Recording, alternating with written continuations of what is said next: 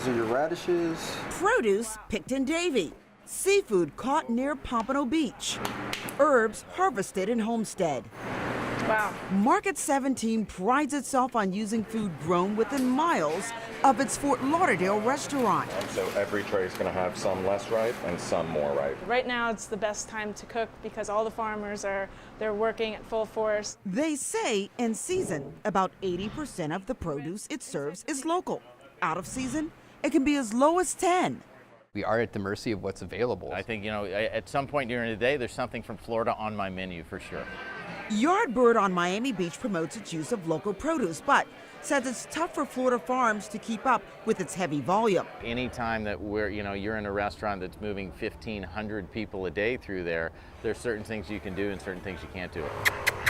Farmers like Chelsea Mirando appreciate the trend toward farm-to-table restaurants, and she believes eating local should matter to diners. Fresher and tastes better, absolutely. But she's seen items advertised as local when it can't be, like tomatoes in July.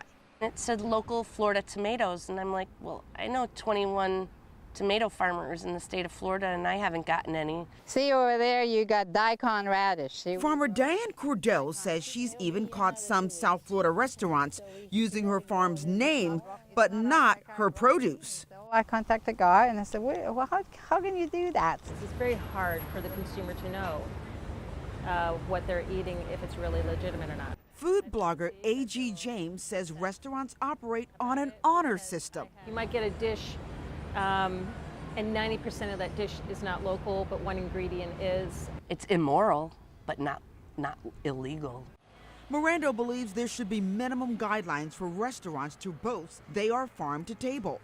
But she doesn't expect that to happen. We don't even have enough government to monitor the USDA organic, let alone monitor, restaurants. For now, farmers will have to count on consumers to keep restaurants honest.